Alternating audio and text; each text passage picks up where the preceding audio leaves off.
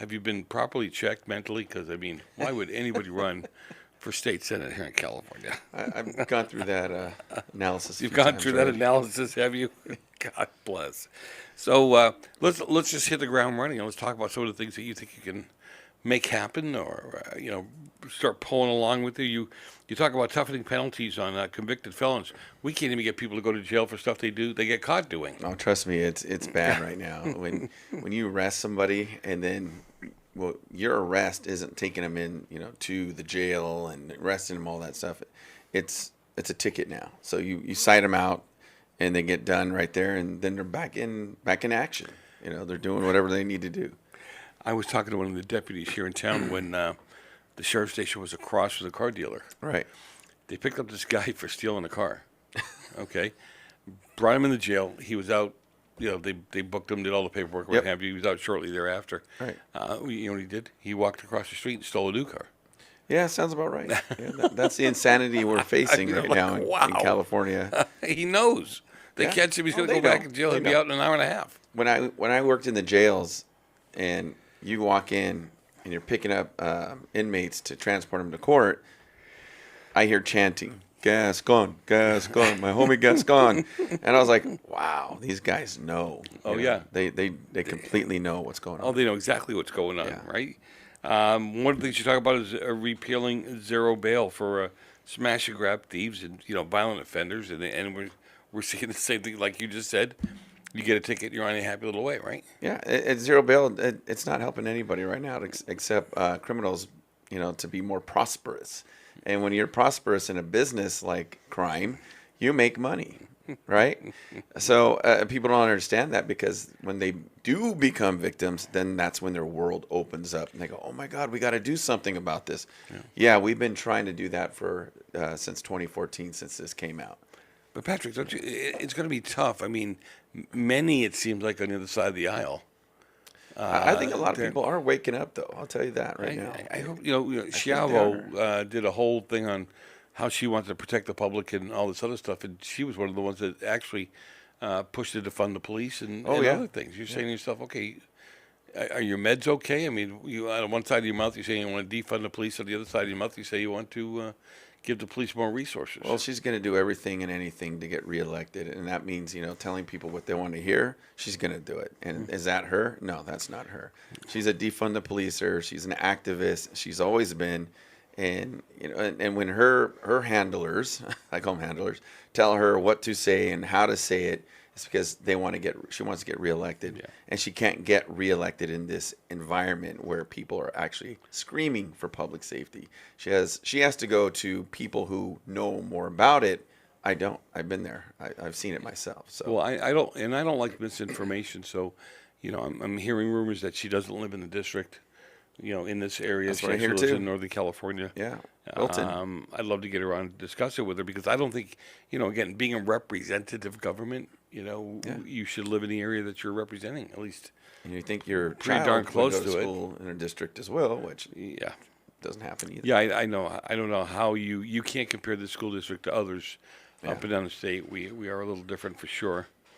And, you talk about protecting victims and increasing neighborhood patrols. That would mean you have to give more money to police departments. Well, they need it, especially in LA City area where they're down 2,100 officers, and they've had the highest spike of crime. And well, it's different here in Santa Clarita, obviously, but you have San Fernando Valley, which has gone through the roof, and there's no relief there. So what is she doing there? I'm giving tools to police so they can do their work. Well, how about you start getting money into the department, and so they can hire really good officers. And obviously, because that was one of her contentions of defunding the police because they're not doing their job or whatever. We go through immense training, hours and hours and hours and days. And, then we get people who are Monday morning quarterbacking like Chavo saying, oh, well, they don't know what they're doing. They're not properly trained. It's like, go through the training, then you can talk. Yeah, well, Otherwise, no, I no. always love two things. One is when somebody does a ride along with the sheriff's department, Oh, yeah. they usually get a different perspective, Yeah. of what's happening. And then I always love those people who say, now, I've been a gun aficionado for years, And I hear them say, well, well, we should trade him just to shoot the gun out of the guy's hand. I go, okay, that's in the Western movies, okay? They got a little thin fish wire on the guy's gun so they can yank it out like it's been shot out of his hand. Yeah, pretty much. Don't Yeah. shoot like that, No, And you have haven't got to time be to doing think. it And you since haven't got time you're to think crawling. either. You got to be ready to move, right? Yeah, it's always mentality. You're ready to roll at any second. Your stress level, as soon as you get into work, you're through the roof because your life is on the line. So when your life is on the line, things are a little bit different. You might be more calmer in some aspects, but when you're going to a call with a person with a gun or a person with a machete or all those other things I've encountered, it's high wire. It's go home. At the end of the day, your goal is to make it home. Yeah, they did these stress tests a while back, and they did them two ways. They did them one when you were watching it like on a screen, a smaller screen, and they measured your stress level, and then they put the virtual glasses on people because apparently that all of a sudden you're in it, not like Right. watching it on a screen. Mentally, you're in the situation, and the stress level's like tripled and quadrupled. Yeah, because it becomes more real. Yeah, Yeah, when it they're becomes having more to real, Yep, yeah, exactly. All of a sudden, it became a whole different animal. You talk about in your platform the demand maximum sentences for fentanyl dealers, and L.A. County Public Health is trying to say that the fentanyl crisis has kind of plateaued now. I'm not buying it. I'm not either. Yeah, being at the school district level, talking to some of our locals that are involved with teens in this issue every day, it is not plateaued. No, it's not. And what are they afraid of? I think these are just words they use to try to like calm people down and say, "Oh, it's much better now." Yeah.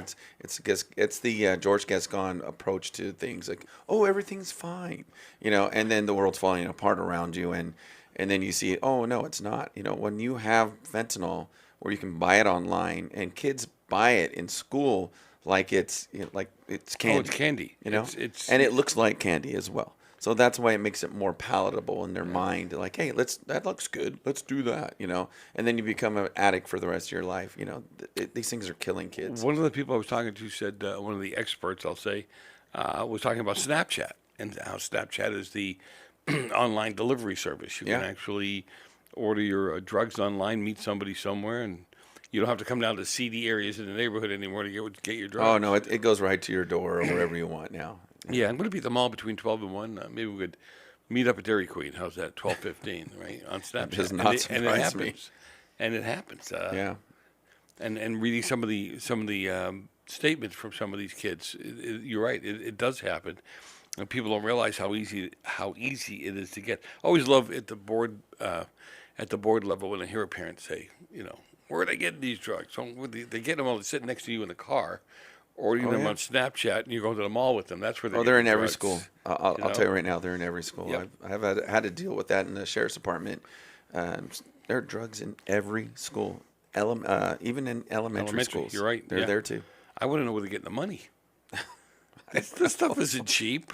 Well, I mean, it gets to the point where, kids are going to take $20 here, $20 here, $10 here, and that's all it takes, until you start stealing more stuff and they wonder, what's going on right now? Johnny's got a little issue, behavioral issue, and then it turns into more than that. Obviously, it turns into a lifelong deal with hard drugs, and getting into that is almost impossible to get out of, and that's why it's so important to get fentanyl dealers that consequence, because when they get that consequence, they're not going to come out to the street and sell it to our kids as easily.